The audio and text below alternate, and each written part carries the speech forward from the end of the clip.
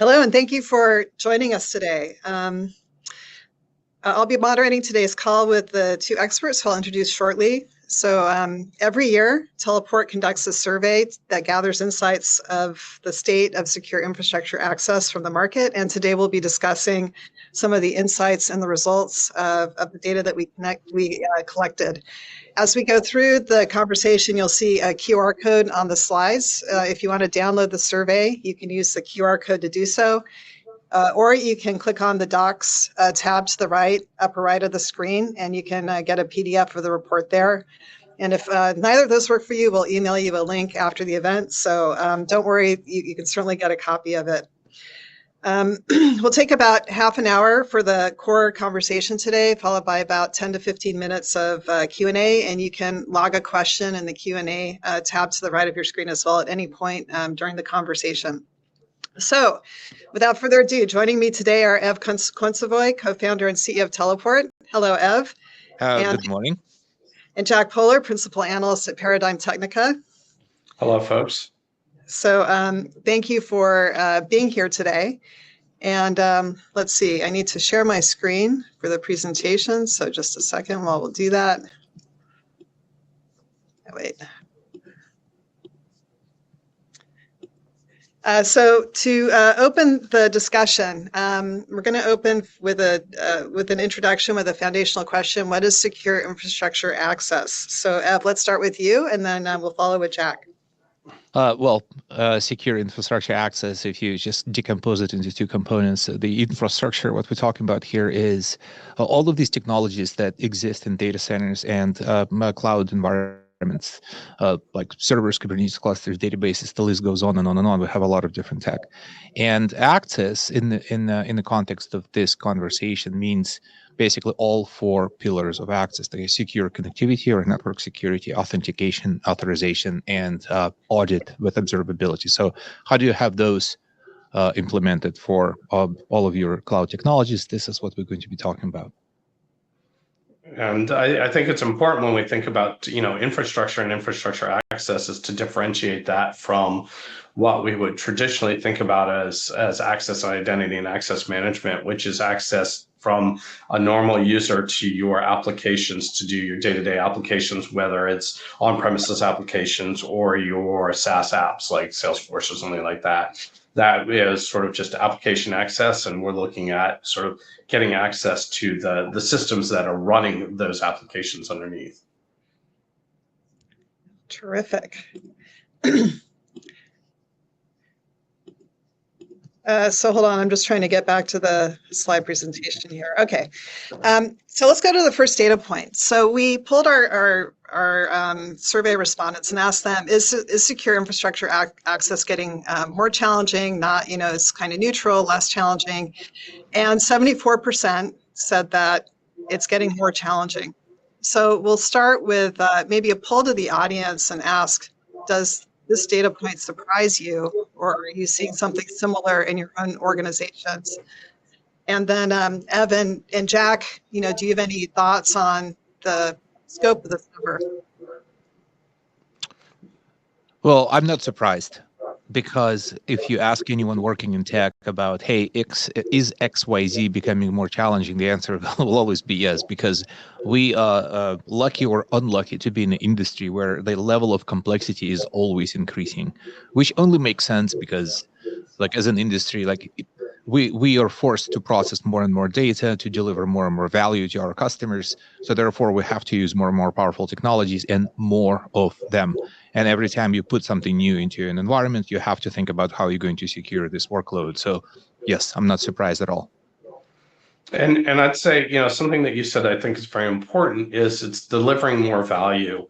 And I think our modern technology today, what we have in the cloud and the different pieces of infrastructure, like you mentioned, Kubernetes, and all the different types of infrastructure tools that we have at our disposal today, create a more complex infrastructure environment, but also delivers much greater value. And sort of that, with that value comes greater complexity. And then with that greater complexity comes bigger challenges in getting access to everything. Okay, great. So let's move on to the next question. We asked our survey respondents, what were the top 5 challenges that they encountered when securing infrastructure. And what you see here are the top 5. They talked about the massive scope of infrastructure that they're protecting. They talked about secrets. They talked about the expanding attack surface within their organization. They talked about meeting regulatory compliance and then embedding this within DevOps workflows. And so, Evan, Jack, when you're speaking to companies about secure infrastructure access, which of these come up and how do people talk about them? I think it sort of depends on who you're talking to. Obviously, compliance people are always concerned about compliance and regulations and regulatory issues, and identity people are concerned about secrets. But overall, as the complexity increases, you have the scope problem is pervasive across everything. More scope drives more secrets, drives a bigger expanding attack surface, drives more regulation, more regulatory environment.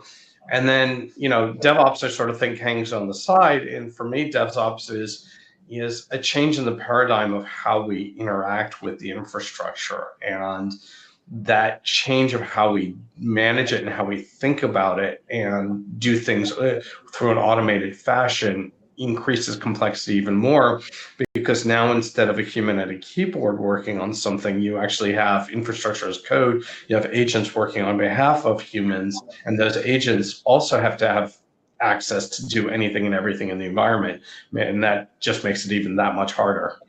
Yeah.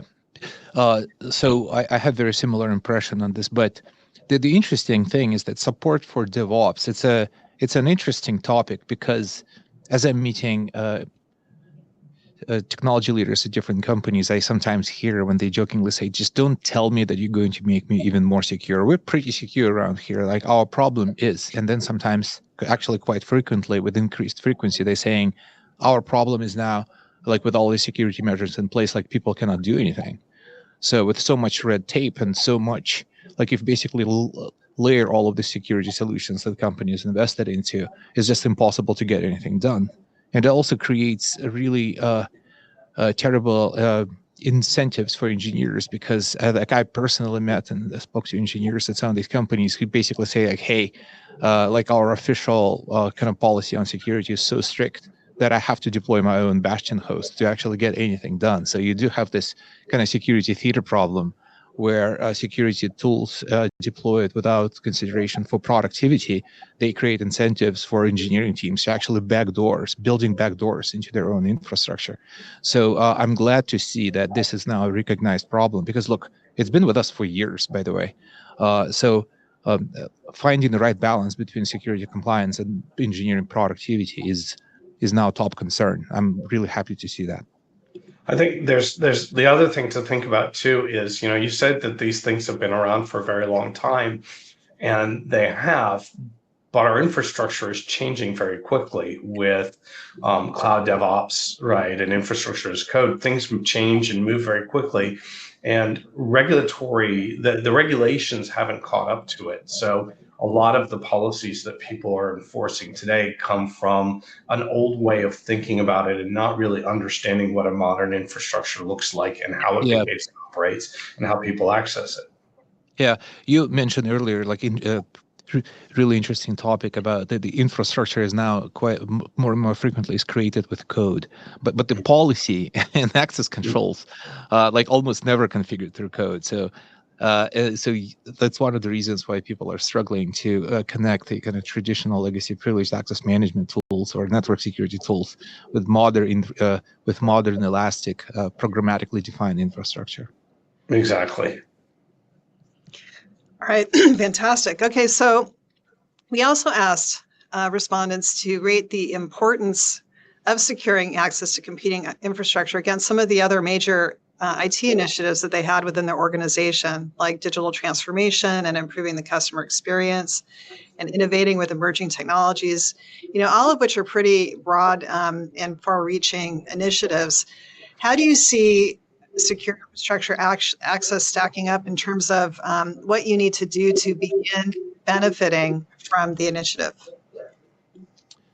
Well, I could start here. So I actually not, I was like I wasn't 100% happy with this question when the survey went out, because when I meet technology executives and we're talking about like my cloud migration or migration to microservice architecture, adopting Kubernetes and containers, adopting like now everyone is thinking about intelligent agents. And when I ask them like what was the the number one difficulty with those projects, quite frequently secure and access comes up. So see, like if security is what slows down cloud migrations, security is what slows down adopting Kubernetes. Security is what's now slowing down adoption of generative AI technologies. And generally, when I speak to folks who care about security, they basically tend to be in this semi-terrified state because they know that every year there is going to be something new and exciting that they have to put into their production environments, and they have to have this headache constantly about how we're going to secure it. So essentially, this kind of problem of rebuilding your access controls follows you every time you every time you do anything that's on screen right now. So in my mind, it's this kind of horizontal concern that is always part of these initiatives.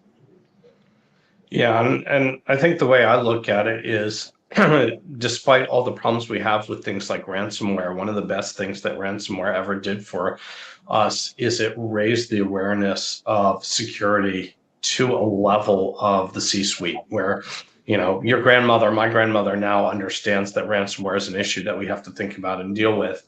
And we can no longer consider security a bolt-on after the fact that we design our infrastructure and then we say, okay, now that we've designed everything we're going to do, let's just figure out how we can put a lock and key on it to secure it after the fact. And that's a really bad way of doing things. Now that we've elevated securing access to the same level or almost the same level as major things like improving customer experience or digital transformation, these major initiatives, getting security out there is a very important topic for companies to focus on as an initiative to secure our infrastructure and treat it as not a second-class citizen, I think is very important. So I'm really happy how that shows up with the business leaders. Okay, terrific. So let's now turn to the part of the survey where this part covers a set of questions that we asked. 10 questions asked the respondents to quantify outcomes within their organizations. And we bucketed the responses into the top third of respondents, the middle third, and the bottom third of the respondents. And so we have a set of questions then that compares the answers between the leaders and the novices in the next set of questions. So the first one, we asked kind of perception. We asked, how effective are your efforts at preventing security incidents? And you can see the top third said they were 68% were very effective, and only 11% of the novices felt that they were very effective. How do you view this perception? Well, I'll tell you, I have done similar studies in the past, and on almost all of the sort of what I call maturity studies here that I've done, I've actually seen the inverse responses where the novices believe that they're much more effective than they actually are, and they have an inflated sense of accomplishment. So here I'm very happy to see that novices understand that they are in fact novices and that they're not having a very effective strategy at preventing, and they're not having very good security. That being said, I wish that the leaders think that they're more effective than they are. And, we'll see based on the data, maybe that's a true measure that they're not as effective as they need to be, but at least they understand sort of where they are on the curve. And I think that's very good. I agree. It's actually not very common to meet a person who would say, like, you know what, like the results of how my team is working is not satisfactory. But what I do hear quite frequently, though, is organizations who are admitting in my conversations to be not as effective. They sometimes, quite frequently, actually link it to just overall talent shortage. So I like reminding everyone that back when Facebook got founded, so all you needed back then was just the LAMP stack, Linux, Apache, PHP, MySQL. So it was not that hard to find the security expertise, how to secure those 4 technologies. But companies today, they use hundreds and hundreds of different things and stacks deployed in their data center, where every technology is listens on a network socket, has remote access capabilities. So do you really have expertise on your team how to secure hundreds of different things? And quite frequently people say, yeah, like it's a big challenge for us to find people who know what they're doing. So, and that's what makes us believe that we are ineffective. So I tend to link it to like availability and access of talent as well, because not all industries are blessed with PhD level, computer science graduates working there. Right, and I think that sort of floats back to the topic we were talking about earlier with, just the increasing complexity. Part of that complexity is right. There's so many different pieces in your technology stack, and you don't have expertise in all of them. Okay, so let's continue through the data here. I'll go through a couple sets of data, then we'll talk about the collective set. So, let's take a look at whether the leaders are actually more successful in securing infrastructure. We asked, how many incidents have you experienced over 3 years? And the leaders generally reported an average of 2, and the novices reported 12. We asked about the cost of those incidents, and the leaders reported about $637K annualized, and the novices reported about $6.2 million annualized. And then we asked about the likelihood of incurring various costs. And here you see the purple bar is what the leaders reported, and the red bar is what the novices reported, where the novices are reporting higher costs around mitigation, around compliance. The leaders are reporting more losses due to business interruption. So Evan, Jack, kind of how do you interpret this data in terms of the difference and effect on security posture and experience? So first of all, sorry, go ahead. You go first. Okay, I'll start and I'll say that part of it is the novices sometimes aren't aware of and don't have the skill set to correctly attribute the cause and effect, right? So it's fairly easy to say we had a security incident, it was due to access to our infrastructure, and we're looking at the time and effort we spent. Maybe we spent $2 million, $3 million, $4 million in time and effort, but we don't have the talent, the expertise, the time, and the capabilities to go and correctly attribute that. So we might think that was what hit our stock price, right? So if you look at the novices, they have a much greater cost to mitigate or lower the stock price versus the leaders. And then you look at the leaders and they say, well, we really can understand every minute that we're down exactly how much this cost us, right, from this hit. And so we can correctly attribute that to, loss to business interruption from an access to our infrastructure or loss of customer trust. So that's part of the issue, I think. Yeah, I actually wonder how people, particularly if it's the same person who might have the insight into all of these kind of components of their costs, how confident they are in their reporting. For example, the line item that was most interesting to me is the loss of customer trust. And I was surprised, actually, to see such little difference. And I was able to have a couple of conversations with companies that were in the news because they got owned. And they actually confirmed that our customers understood, because a lot of them are tech companies themselves, and they realize how hard is it to get this right, because infrastructure access is an extremely challenging problem. They pointed out that they had very difficult conversations in boardrooms when the board meets after these accidents. But the agreement is if you continue being a novice, eventually it will hit. So you might have the most understanding and sympathetic customers in the world, but if you don't clean up your act, eventually it will start taking a toll on kind of your business. There's one thing I did want to call out here, which is there's this great disparity if you look at the staff being fired column. And I think that's important to understand, is that organizations that have a very strong security posture and a strong awareness and understanding of security take it seriously, that when something happens, to use the colloquialism, heads will roll, and that somebody is held responsible for the failures that happen, versus a novice organization that doesn't necessarily take it as seriously, or probably doesn't even have a head responsible to roll, so to speak. And so there's no really cost of a staff being fired because there's nobody there to be held responsible for the issues that occur. Okay, let's continue. So let's take a look at what leaders are doing differently to affect these business outcomes. And we asked respondents to report whether they were investing in any of these different security measures that you see here. So at the top, phishing-resistant passwordless authentication, cryptographically authenticated identity for systems or resources, the same for users. Then down at the bottom, you have SSO, PAM, VPN. And what this chart shows is how much more likely leaders were to have implemented these safeguards compared to novices. So Evan, Jack, do you have any comments on what you see here?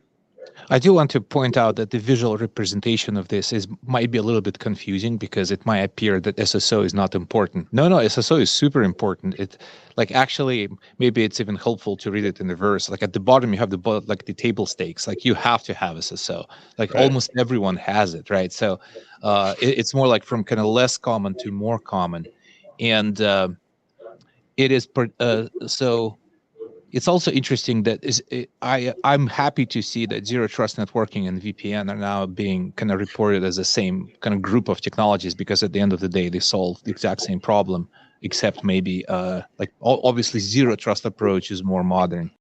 But the fact that the top three, actually, they all have this kind of common theme about them, that if you move away from static credentials, you are essentially making your infrastructure immune to human mistakes, because that's really the root cause of breaches. Is that complexity creates talent shortage. Complexity creates elevated probability of human making a mistake. Mistakes get exploited by attackers, and usually when attackers exploit human mistakes, and there could be all kinds of mistakes, from phishing to misconfiguration to sharing credentials. So the end result of mistake exploitation is a stolen credentials.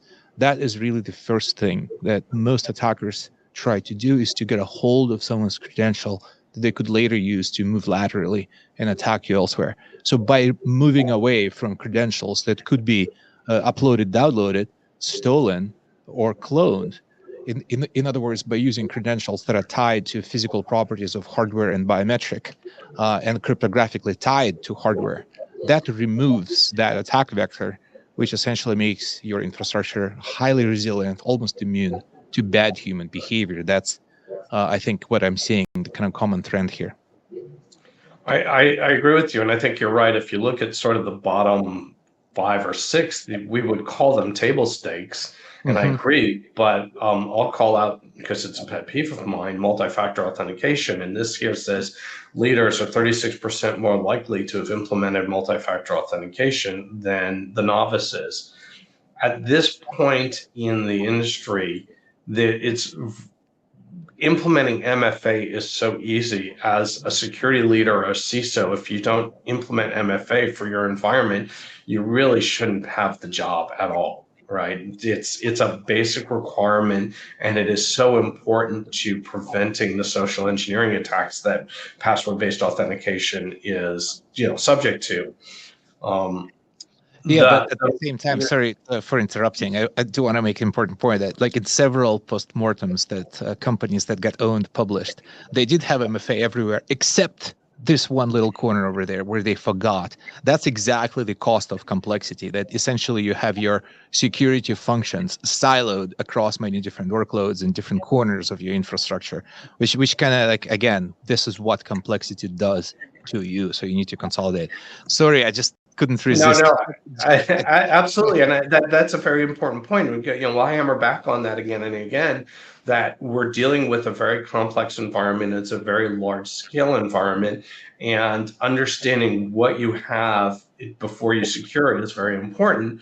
But as soon as you know where everything is that you have to secure, putting in the basics is very important. Now, if you don't have MFA, I prefer that you bypass MFA altogether and jump from password-based authentication to passwordless and cryptographic IDs, right? You don't need to do MFA if you go to this more modern passwordless thing, because it eliminates shared secrets and the ability of social engineering and phishing.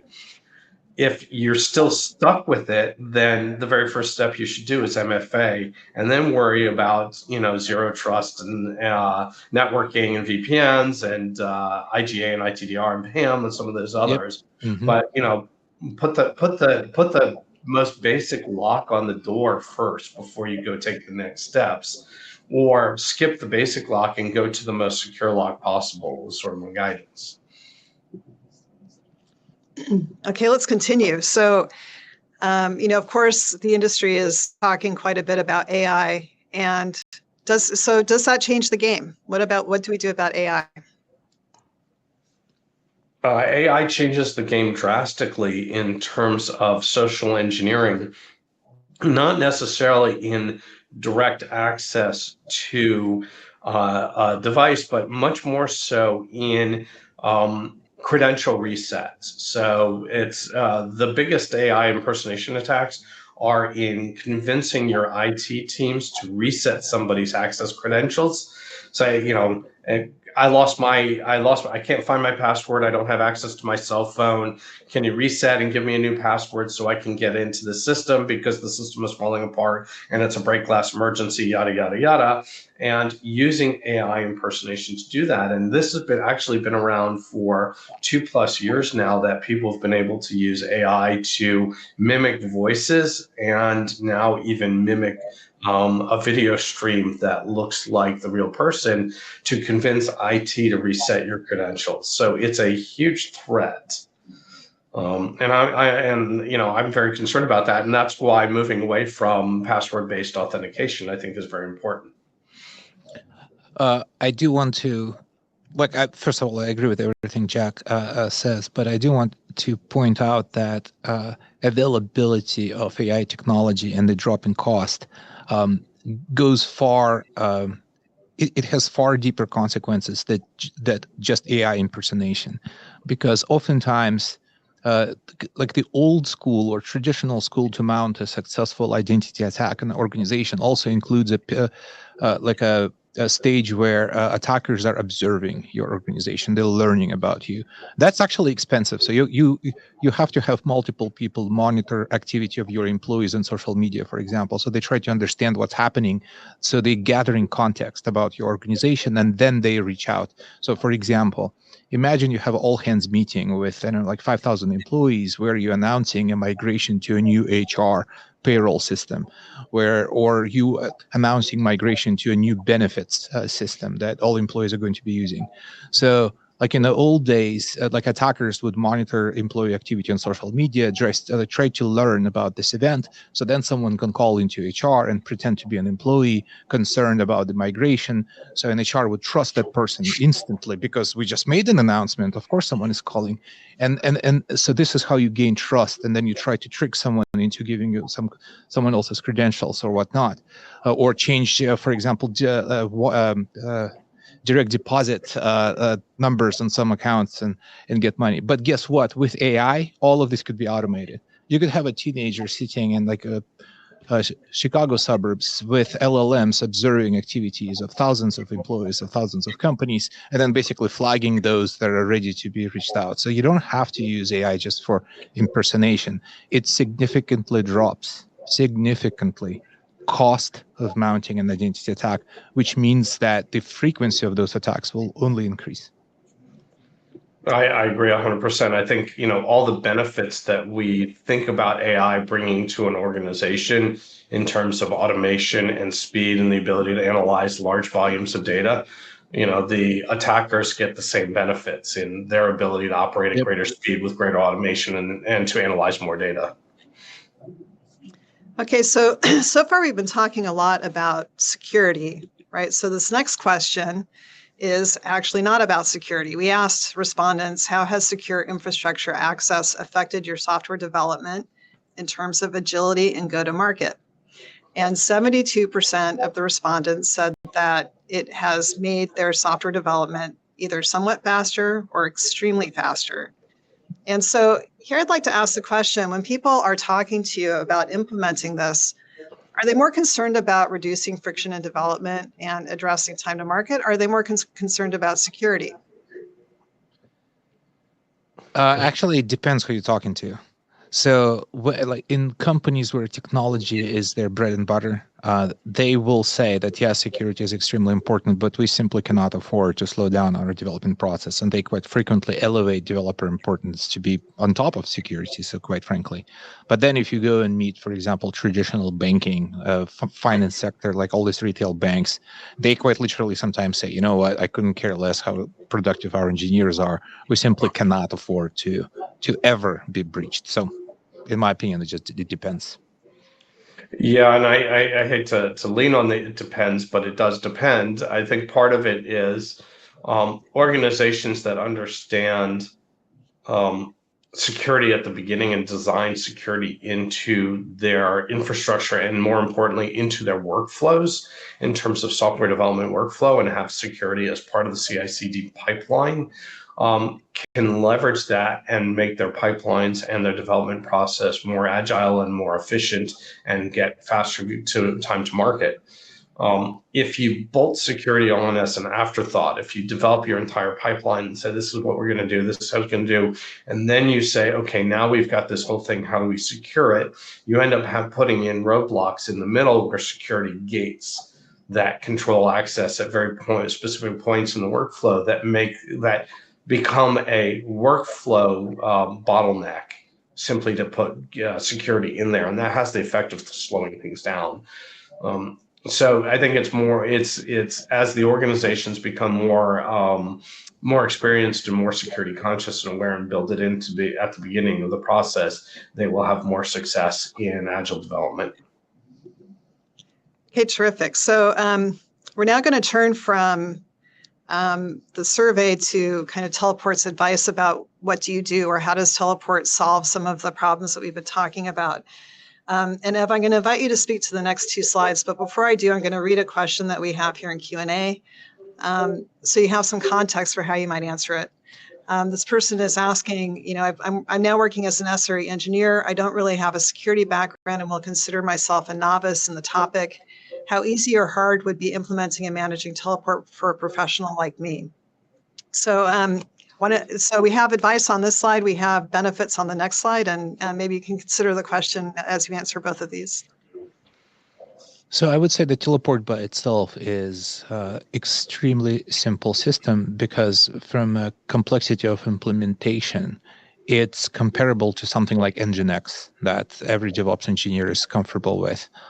It's a single process, it's a daemon. You could run it under systemd, or you could stick it into a Kubernetes cluster. Usually, companies that reach out to our support, there are a number, like vast majority of requests, they come from the fact that they have to basically deal with their own infrastructure. What type of load balancer should I use for Teleport on AWS? How do I set up my DynamoDB for storing audit information? So the question of how difficult it is to deploy Teleport is closely related to how complex and vast your infrastructure is. But if you sign up for our cloud offering, the implementation difficulty drops considerably. So I would say it's as simple as it probably could be, and definitely simpler than properly configuring every single workload that you currently have using its own native built-in remote access method.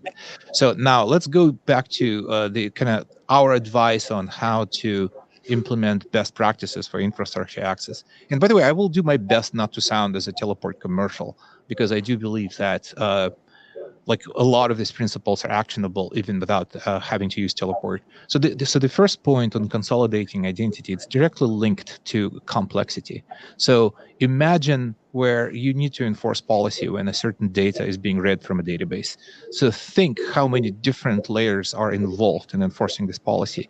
Database RBAC itself needs to be configured properly.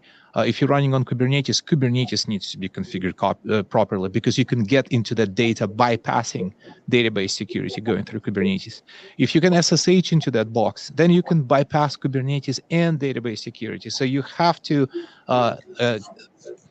secure that layer as well. So as you do that, you don't want to have different user identities for different protocols and layers of technology. So having a single source of truth for identity of a person across all these different workloads is important. It makes your life easier. Also, you need to take into account identity of the actual hardware that you're accessing, because staging prod or test environments. They're different. They have, in other words, workloads have identities too. You also need to include identity of a laptop that an engineer is using to access this thing. So, and most of the time, identities of all these different systems, they sprinkled all over. That's what causes that complexity. That's what causes humans to make mistakes. So you need to have a system, whether it's Teleport or something you built internally, that keeps identities of everyone and everything in one place. And then everything else becomes possible. You can now unify access control because you will have a single source of truth for setting policy. Now you could move away from static credentials and move to kind of certificates tied to hardware system, which prevents attackers from exploiting human behavior and exploiting human mistakes.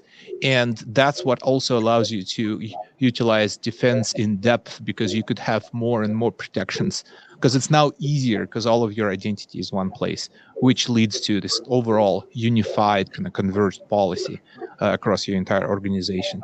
I sometimes, when I talk to futuristic people, I like to describe that in the ideal world, we want all of our cloud compute to feel like a single giant laptop in the sky with a built-in access control. So you have one place where you configure everything, as opposed to configuring authentication, authorization, and audit in thousands of different places.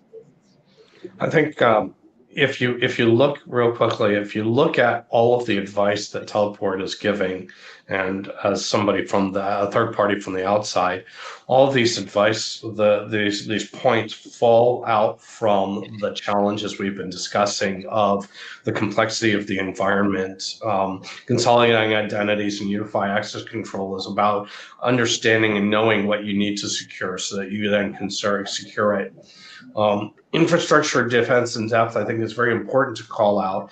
If you look at what we say about eliminating passwords and standing privileges, eliminating passwords gets rid of the social engineering aspect of an attack, but it doesn't prevent you against an inside person, somebody who's authorized to have access to some systems, but shouldn't have access to other systems and still does, and either does something inadvertently, makes a mistake, and destroys a Kubernetes cluster by accident because they were logged into to production when they thought they were in their test environment, or it doesn't prevent a malicious insider, either an employee or contractor, from doing something bad. So the more you're able to layer your defenses and put multiple systems in place to protect against the various different types of events that it can occur, the more secure you are and the better protected you are. Yep. Maybe it would be helpful to unpack a little bit the meaning of defense in depth, because sometimes it gets interpreted as like, let's just buy multiple redundant systems and have them do exact same thing. Right. So that is not really like a good implementation of defense in depth. Defense in depth, like the framework that I would encourage everyone to use, is to look at the attack surface. You need to be shrinking attack surface across multiple dimensions. So for example, like when you want to prevent, let's say, like when you want to protect like production data, every time someone is trying to access it, check identity of a laptop. Is it a company issued laptop that is still like considered to be like operational? So that's one layer. You authorizing hardware to be connected or not be connected to the database. So then the second layer, now you need to go authorize person. So then you could add another, like a third layer, that you could request that that person needs to have a ticket in a ticketing system assigned to that person, that there is actually work to be done on that database. That's another layer, another access attribute that you can employ. And finally, you could use just-in-time access, where someone on that person's team, a teammate or maybe a manager, they need to receive a notification that, hey, Ev is trying to access this database because he's working on that ticket. Do you approve? And then they say, yeah, that's another layer where you have an external approval. So that is what a competent defense in depth look like, where different attributes of that event that constitutes access event have to be validated and verified. And then before we go to Q&A, do you have any comments on the things that people are trying to accomplish with secure infrastructure access and how these three benefits relate to one another? I do have one point to make here. is that if the overarching theme is simplification and unification, and we already explained why it helps with security and compliance, it is almost surprising that increased workforce productivity comes as a very nice side effect and benefit. Because if you have a single source of identity, it means that people who the engineering team doesn't have to deal with multiple redundant systems to get access to anything. So it makes it easier to strike this balance between security and productivity. And I would echo that completely, that all of the benefits that we're talking about that you receive come from having a well-structured environment where you understand what's going on and you're able to secure it. And through building the security in at the beginning rather than bolting it on at the end, you get all these other benefits. It smooths your transactions and everything that you're doing throughout the environment. Okay, terrific. Well, let's turn to Q&A, and then we'll have a closing thought from each of you. So there's a new question here. Does Teleport go through routine pen tests? And if so, are the results published somewhere? The answer is yes and yes, and not just pen tests. So we always basically pretty much continuously paying for red team services. Essentially, it's a white hat. Is that how you call them? The hackers who try to infiltrate our own organization by constantly launching identity attacks against our employees. Additionally, we pay other companies to do source code audit of Teleport, like line by line. And we publish those audits as well. So you can go to our blog and basically do a search, do audit, and you will see a bunch of reports that are published there. Okay, terrific. So I don't see any other questions in the queue at the moment. So let's move on to closing thoughts then. So I'd like to invite each of you to kind of talk about a key idea that you'd like the listeners to walk away from this webinar with. And so Ev, why don't we start with you? So I will, again, I sound like a broken record, but I will double down on simplicity. So you have to make your access system simple. So consolidating identities of workloads, applications, microservices, laptops, and humans in one system allows everything else to be cheaper, easier, faster, and more secure. But most importantly, it removes the incentives for engineers of the kind of bad behavior. So that is, I think, the overarching theme in what we're finding here is that novices, what they're battling with and failing is complexity. Because at the end of the day, we already have all the technologies in the world. We, in the academic setting, we invented everything that needed to be invented in order to stay secure and productive. It's just we haven't quite figured out how to deploy it in a simplistic way. And we at Teleport believe that the key realization is that you have to consolidate identity in one place. Okay, and Jack, what's your closing thought for the audience? Well, I think if you look at the research that you produced, it's very clear that the more sophisticated you become about securing your infrastructure, the better outcomes you get. So the more that you're able to implement things like passwordless, phishing-resistant passwordless authentication, cryptographically secure authentication for machines and people, and implement something like Teleport to secure your infrastructure access, the better your security outcomes will be. And as a side effect, as we noted, the better your other outcomes will be. You'll have an improvement in efficiency, time to market, and some of those other very nice metrics. So I want people to not ignore access, securing their infrastructure, but really focus on it as part of their overall cybersecurity plans. Perfect. Thank you, Jack.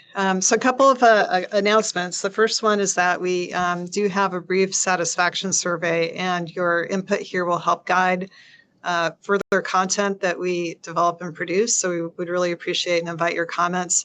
The second is at the bottom of the screen.